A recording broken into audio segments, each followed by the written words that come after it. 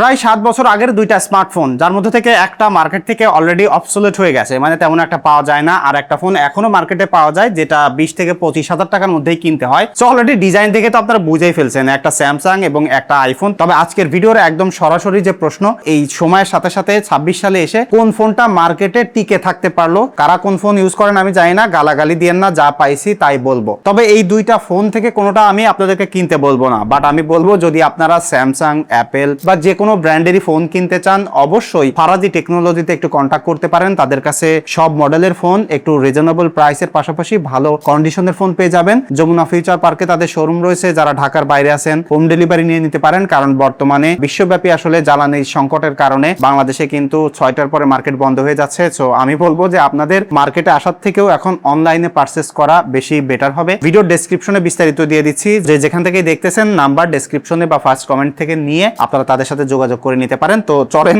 এবার Samsung versus অ্যাপেলের মারামারিতে চলে যায়। তো প্রথমে ডিজাইনে যদি আমি আসি বা বিল্ড কোয়ালিটিতে, তাহলে আপনারা এই ডিজাইন সবাই দেখছেন এবং এটাও জানেন যে 2019 সালে যখন এই দুইটা ফোন রিলিজ হয়েছিল, বেস্ট হার্ডওয়্যারটা তারা ব্যবহার করছিল in terms of build material. Design নিয়ে আলাপ করতে চাই না, যেটা দেখতে চাই যে 2026 সালে এসে কোনটা ফ্রেশ কন্ডিশনে হাতে পাওয়া যায়। এই যে স্যামসাং এর ফোনটা দেখতেছেন, শুধু স্যামসাং এইটা না, আরো বেশ কয়েকটা মডেল আছে। এইগুলো হাতে ধরলে আপনি বুঝতে পারবেন যে ব্যাকশেল্ড উঠে যাওয়ার যে প্রবণতা বা গ্লুগুলো ছেড়ে দেয়, এই প্রবলেমগুলো ভেরি কমন। তবে অ্যাপেলের ক্ষেত্রে এই জিনিসটা দেখবেন না। যেখানে আইফোন 11, 11 প্রো বা 12 সিরিজের ফোনগুলো, ইভেন এক্সএস, এক্সএস ম্যাক্স দেখবেন ব্যাকশেল্ড উঠে যাওয়া, গ্লু ছেড়ে দেওয়া প্রবলেমগুলো ভেরি রেয়ার। অ্যাটলিস্ট আমি পাইনি, আমি তো অনেক ফোন ব্যবহার করি। এতদিনে টিকে থাকার ব্যাপারে অ্যাপেল আগায় যাচ্ছে, অবশ্যই স্যামসাং এখানে পিছিয়ে পড়তেছে। তবে যদি ডিসপ্লের আলাপে আসে এই দুইটা ফোনের, এইখানে কিন্তু একদম নিশ্চিন্তে স্যামসাংকে আগায় দিতে হবে, কারণ স্যামসাং এর যে ডিসপ্লেটা এখানে ব্যবহার করা হয়েছে, দুটাতেই সেম সাইজের ডিসপ্লে, 6.1 ইঞ্চি। তবে এই স্যামসাং এর ডিসপ্লেটা দেখলে অ্যাপেলেরটা দেখতে ভাই ভালো লাগে না। 26 সালে এসে একদম ইজিলি এইটা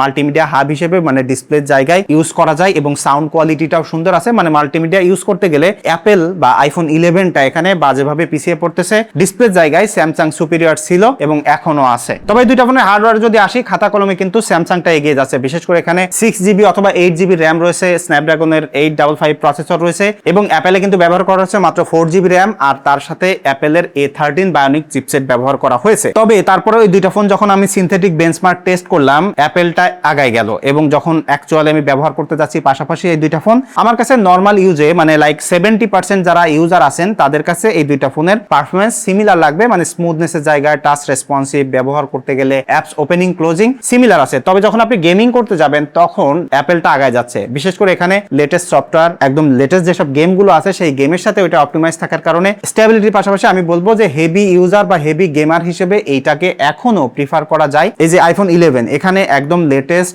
iOS 26.3 চলতেছে, মানে তাদের একদম লেটেস্ট ফোনে যে সফটওয়্যার সেটাই এখানে আপনি পাচ্ছেন এবং যেসব ফিচারগুলো ড্রপ হয়েছে তার কিন্তু অনেকগুলো এখানে পাচ্ছেন। এবং সব থেকে বড় যে ব্যাপারটা, এখনকার যেসব অ্যাপস গুলো আছে সেগুলো এটার সাথে অপটিমাইজ। কিন্তু স্যামসাং এর এই ফোনটা আরো প্রায় 3-4 বছর আগে থেকেই আপডেট দেওয়া বন্ধ করে দিয়েছে। অ্যান্ড্রয়েড 12 এ এসে এটা বন্ধ হয়ে গেছে, এখন অ্যান্ড্রয়েড 16 চলতেছে। তো এটাই অন্যতম একটা কারণ যে লং টাইম ধরে স্যামসাং এর ফোনগুলো মার্কেটে আসলে টিকে থাকতে পারেনি, যে সফটওয়্যারের দিকে তাদের আসলে ফোকাস ছিল না। বিশেষ করে শুধুমাত্র স্যামসাং আমি বলবো না, অ্যান্ড্রয়েডের এই দোষ ছিল, যেটা তারা 24, 25, 26 সালে এসে এই অ্যাপেলের সাথে আসলে ফাইট দেওয়া শুরু করছে। এইটা একটা অন্যতম কারণ যে লং টাইম ধরে ব্যবহার করতে গেলে পারফরমেন্সের জন্য সফটওয়্যারটাও গুরুত্বপূর্ণ এবং সেই জায়গায় অ্যাপেল আনডাউটেবলি আগায় যাচ্ছে, এখানে কিন্তু স্যামসাং পিছিয়ে পড়তেছে। তবে অন্যতম একটা জায়গা আসতে চাই ক্যামেরাতে। আমার কাছে মনে হয় যে আপনারা অনেকে এই জায়গায় আসলে কেমন করলো বা কে কেমন করলো সেটা একটু দেখতে চান। পাশাপাশি অনেক ছবি তুলছি, তো এটার কত হার্ডওয়্যার কি আছে আপনারা সবাই কম বেশি জানেন। মেগাপিক্সেল নাম্বার বইলা সময় নষ্ট করতে চায় না। এখানে আমি actually ultra wide main sensor দিয়ে ছবি তুলতে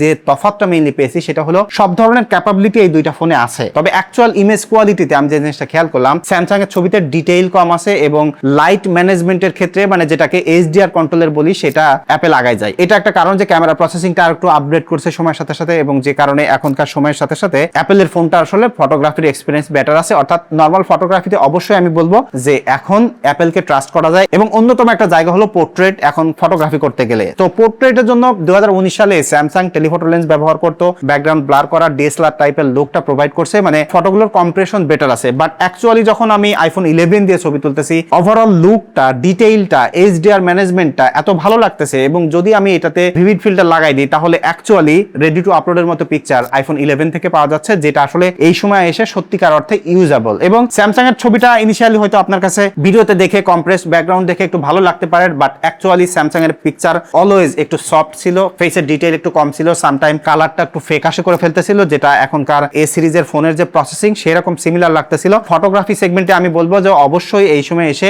আইফোন 11টায় আগায় যাচ্ছে। তবে ভিডিওগ্রাফিতে এসে রিসেন্টলি আমি এটা নিয়ে একটা শর্টস ভিডিও বানিয়েছি এবং ওখানে দেখলাম যে সারপ্রাইজিংলি একদম এক্সট্রিম টেস্টে স্যামসাং এর ভিডিওর স্টেবিলিটি বেটার ছিল। বাট এখন আসলে যদি রিয়েলিস্টিকলি বলি, আমরা একটা ফোন কিনলে যদি সেটার ভিডিওগ্রাফি অ্যাকচুয়ালি ব্যবহার করতে চাই বা ইউজ করতে চাই, তাহলে কিন্তু এরকম উড়াধুরা দৌড়ায় বেড়াবো না। আমরা মেইনলি স্ট্যাটিক ভাবে বা একটু নর্মালি ক্যাজুয়ালি যেরকম হেঁটে যাই ওরকম হেঁটে যাব, এবং আমাদের ভিডিওর মেইনলি যেটা দরকার ভালো এইচডিআর, লাইট ম্যানেজমেন্ট এবং ডিটেইলটা দরকার। তো সেই জায়গা থেকে একদম অ্যাকচুয়াল ইউজেবল ভিডিও কিন্তু আইফোন 11 পাওয়া যায়। স্টেবিলিটির দিক থেকে শুধুমাত্র স্যামসাং আগায় যাচ্ছে, বাট আইফোন 11টা আগায় যায়। পাশাপাশি ভিডিও দেখে আশা করি একটা ক্লিয়ার আইডিয়া পেয়েছেন। তবে স্যামসাং কিন্তু সিনেম্যাটিক মোডের ভিডিও করা যায় ব্যাকগ্রাউন্ড ব্লার করে।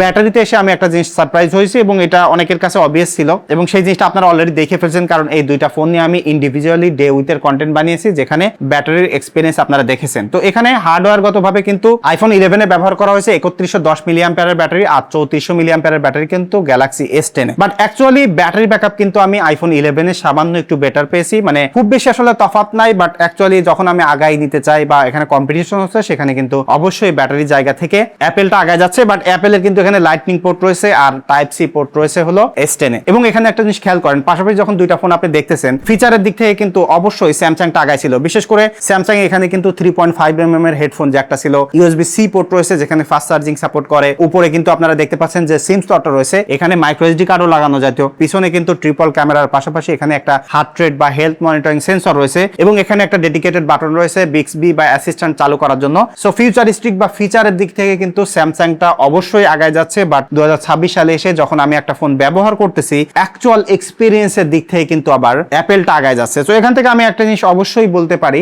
যেটা আমি আসলে নিজে এই দুইটা ফোন পাশাপাশি ব্যবহার করতে যে রিয়েলাইজ হইলো, যে স্যামসাং সবসময় তারা ইনোভেশনের দিকে ফোকাস করে, অ্যাপেল যেটা করে সবসময় সেফ জোনে খেলে। একটা জিনিস পরীক্ষিত প্রুভেন সেই জিনিসটাই তারা ব্যবহার করে, যে কারণে যখন আপনি একটা ফোনকে লং টাইম ধরে ব্যবহার করতেছেন, রিলায়েবিলিটি ম্যাটার করে, তখন কিন্তু অ্যাপেল আগায় যাচ্ছে। এবং এই কারণে আমি বলবো যে লং টাইম পরে এসে মানুষ অ্যাপেলের ফোন ব্যবহার করতে পারে, রিসেল ভ্যালুটাও ভালো থাকে। এবং এই জায়গা থেকে আমি বলবো গত 3-4 বছর থেকে আসলে স্যামসাং এই জায়গায় জিনিসটা বুঝতে পারছে, যে কারণে তারা দেখবেন যে ফোনে খুব বেশি আসলে আপডেট আনতেছে না, মোটামুটি সিমিলার ডিজাইন দিচ্ছে। এবং আমি বলবো যে স্ট্র্যাটেজিক্যালি এই জিনিসটাই বেটার। লং টাইম ধরে স্টেবিলিটির পাশাপাশি আমরা একটা রিলায়েবিলিটি খুঁজি। এতদিন পরে এসে এতটুকু বোঝা যায় যে অ্যাপেল রিলায়েবিলিটি বিক্রি করছে আর স্যামসাং কিন্তু ইনোভেশন ফিচার বিক্রি করছে। এখন আপনি কোন দিকে, ফিচার ইনোভেশন পছন্দ করেন নাকি রিলায়েবিলিটি পছন্দ করেন, সেটা অবশ্যই কমেন্ট করে জানাতে পারেন। আর এখান থেকে আপনি কোন ফোনটা পছন্দ করেন বা আপনি কোনটা ব্যবহার করেন বা ভিডিওতে আপনার মতামত কি, সেটা অবশ্যই কমেন্ট করে জানাতে পারেন। দেখা হচ্ছে পরবর্তী ভিডিওতে।